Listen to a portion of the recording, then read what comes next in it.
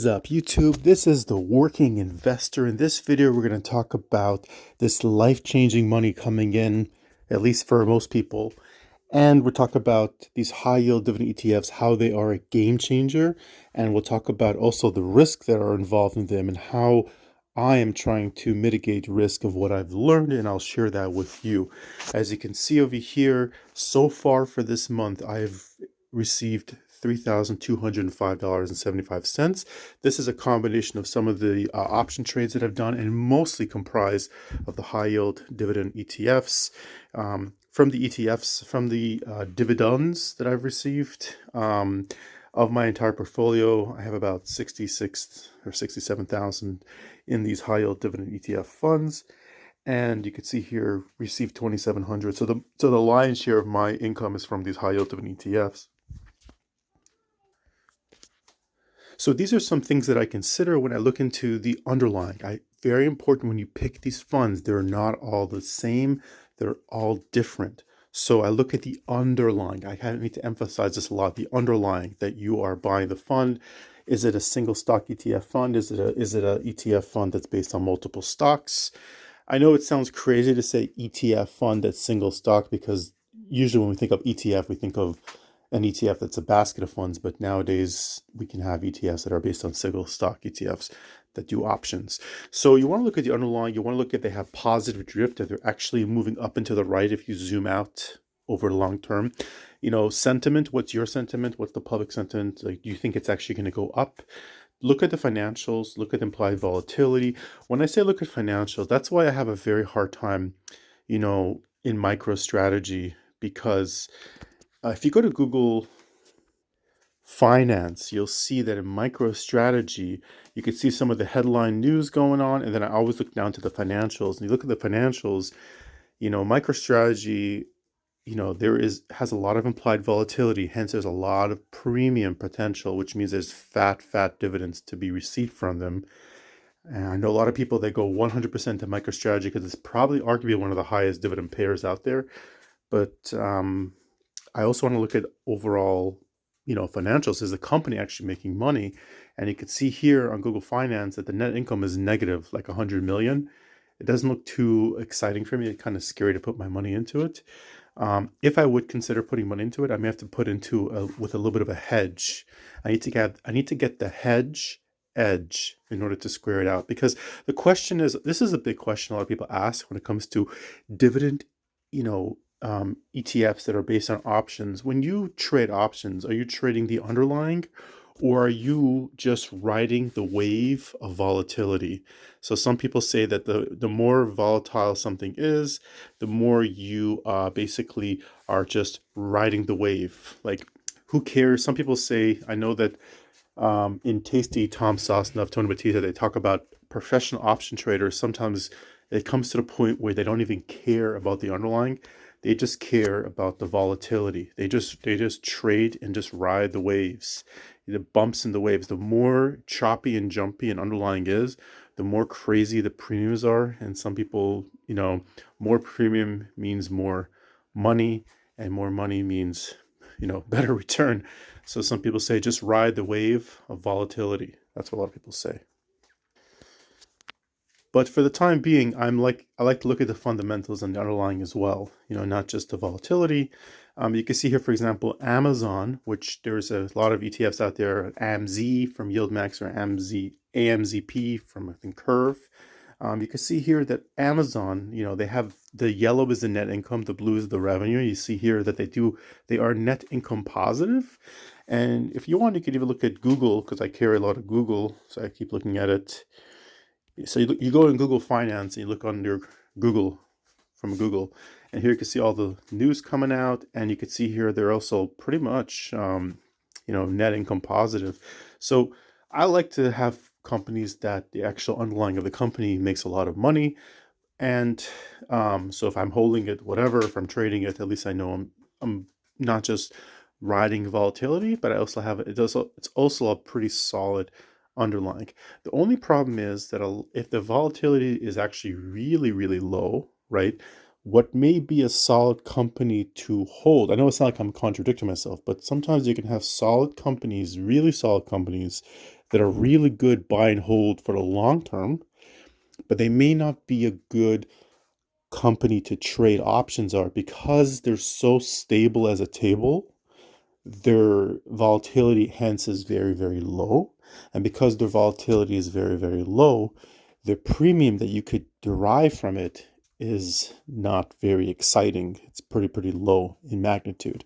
So it may be a very good company to have in your portfolio, in a growth portfolio, but it may not be a good company to run dividends on it. For example, if you look into GOOY, GOOY, which is the synthetic cover call ETF from YieldMax on Google, you could see here that the dividend yield is 28%, which is, in the old way, a very, very good dividend percent. But if you compare it relative to other companies, you're getting, you can get 50 or 70 or 100+% annualized return. But I mean, it's not a bad return, but you could see the stock also, the underlying also went down. It went down because it also depends if it, where the strike prices are, which takes me to my next point. So very important, like over here, when it comes to underlying, you want to hedge risk, and this is a new type of way. I really want to bring this into my viewers' attention. When it comes to these actively managed funds, having different fund managers makes a big difference. Like when you have a growth fund, a Vanguard fund, where they just do an allocation and rebalance here and there, okay, you could do a very low expense ratio of 0.04%, 0.03%, 0.02%. But when you're paying these fund managers, 1% more or less, because it's really active. But here you want to hedge risk because you're dealing with human error. So if you and two different people can have two different opinions, and these could be really smart people that are very seasoned, 20 years veterans each in selling options, but one person may have a focus on one way and one person may have a focus on a different way, and so you want to hedge your bets. So that's why I try to split it up. I don't just put everything into YieldMax. I have a chunk in YieldMax, a chunk in Roundhill. I'm building up some rec shares, ETFs. I have a little bit in Defiance, which I think the same people, some of the same fund managers who run YieldMax also run Defiance, because I think they're under an umbrella called Tidal. Just double check just to make sure.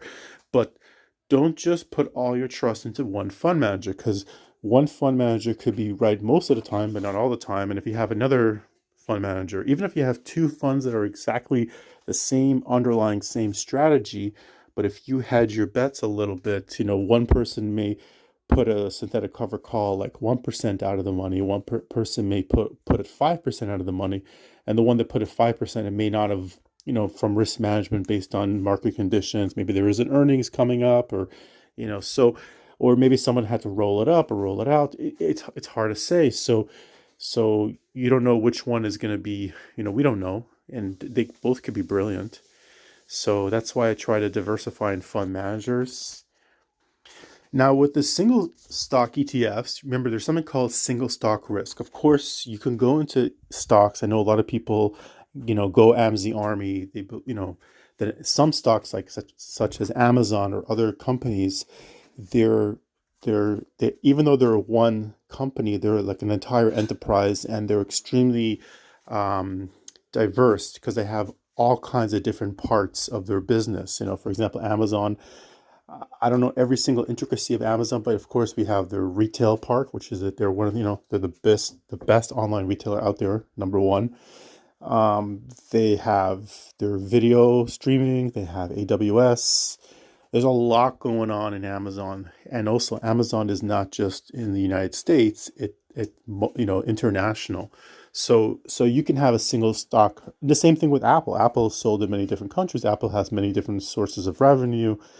So Google, you could probably list off another bunch of companies that have a lot of different ways how they make income in various geographical and international holdings. So you could have one company and it's pretty diversified, but there's still like, single stock ETF risk. So I do try to cap it at a certain, right now I cap it at 5K. I may bump that up later in the future, based on it's all relative to your portfolio, percent of your entire portfolio. But I do have try to be, mindful with risk management allocation. I also, like I mentioned, I cap portfolio manager risk. I'm trying to look into the prospectuses. I've been looking into them in YieldMax. I have a hard time finding out exactly who is running which fund. I'm actually really curious to know which fund manager is running exactly which fund. And I understand, let's say for Alti, for example, I understand there's a couple of fund managers, but it's good to know which ones they are and who's running which which underlying in the Alti ticker symbol. You also want to cap strategy, because not, like I said, not all these high yield dividend income funds are the same. They're all very different. There's a lot of them are similar, but very different. Are we talking about synthetic cover calls? Are we talking about covered calls? Are we talking about credit spreads, call credit spreads, put credit spreads? Are we talking about in the money puts? Like, for example, a lot of the Defiance, whatever you call it, JEPI and IWMY, QQQY. I think JEPI is going to be called WDTE. So these are in the money puts. Are we talking about calls? Are we talking about indices, underlyings, basket of funds, max 7? What are we talking about, right? Are we talking about collar method? Are we talking about strangle straddles, the wheel strategy? So you also want to cap, like, you want to think about strategy, what they're doing. Core number, which I cannot, like, I emphasize this enough. So there's two different trains of thought. So there's some people that say, when you have a high yield dividend ETF fund that gives you a nice dividend, just keep building up the fund. Don't ever, ever, ever, cut the fund. Don't ever cannibalize your fund. You know what I mean? Like, if your net asset value goes up, and now let's say you had 5K allocation for a certain fund, you put in an initial investment 5K, and now it grew up to 6K. Like, some people have a theory that do not ever touch it. Don't sell the $1,000 and put that into a new fund that you want to build up, or that's underweight, that you're trying to keep, you still want to keep. Some say just leave it alone. Don't ever cannibalize it. And some people, there's a different train of thought. For discipline purposes, your entire risk, let's say in a certain fund, was a certain percent. Let's say in my case 5K for, let's say, Amazon or AMZ, or 5,000 for Phoebe, or it's a Meta high yield dividend ETF from AMZ. I mean YieldMax. So the question is, like, so for me, I like to be disciplined right now and keep a core number. Yes, like, I am selling some shares, but I'm locking in profit right now and today. And there's something called, like, dashboard money. The stock can go up and down, up and down, up and down, but it's never considered an actual profit until you lock in the profit. So I rather lock in the profit at the time being. If I feel that the portfolio size got bigger, my entire portfolio got bigger, I may bump up that core number to 6,000, 7,000, 10,000, with time. But if I'm still trying to build up other companies, I might as well lock in the share. And I've mentioned in some videos, and I'll keep mentioning in some videos, that I've been making, about a 25% of my return that I'm receiving. And what I showed you at the beginning of the video does not include the core number compounding. I've already locked in over $1,200 this month in core number compounding. So basically, when you see a gain, you rip off the top. If you see a surplus, I just take the risk off. A lot of these funds are risky, and a lot of these funds tend to slowly dwindle down in net asset value. But some of them do a better job kind of staying. The best situation with these funds is that they stay neutral. They don't move down much, and they kind of hold their position. Some of them actually go up a little bit, and when they do, I immediately take profit, because most of the time they tend to either stay, best case scenario, stay where they are. Sometimes they drift down. So when I have the opportunity, I take it. I also hedge with inverses. So there are some single stock ETFs that I don't feel comfortable holding them naked by themselves. I have like a mixed sentiment. Like for example, Tesla, for example, um, Coney, for example, Nvidia. Just to hold them as a single stock ETF. I don't mind, by themselves. So what I do is I am riding the wave of vol. I'm riding the wave of volatility. And what I do is I use inverses, but these are not your typical inverses like, TQQQ, T triple Q, which is the triple leverage Russell to, NASDAQ, or SQQQ, which is the triple leverage inverse of the NASDAQ 100. These are inverses that both sides pay a very hefty premium. One is a synthetic cover call. One is a cash secure put or synthetic cover put. Synthetic cover put. So together you have a synthetic covered strangle, which is overall a neutral position, and you get paid on both sides. But what happens is when you have a positive delta, which is the long, and you have a negative delta, they kind of try to neutralize your delta, and it kind of balances out volatility. So it keeps your net asset value overall roughly closer, more neutral, instead of if you can't handle the swings in the market. So I do hedge with inverses, and I have a whole bunch of segments of videos, and I'm continuing to make more videos on my sandwiches that I do, where I have these two inverses. So like I mentioned, I'm doing yield max, roundhill, Rex show, defiance. I'm breaking it down to different underlyings.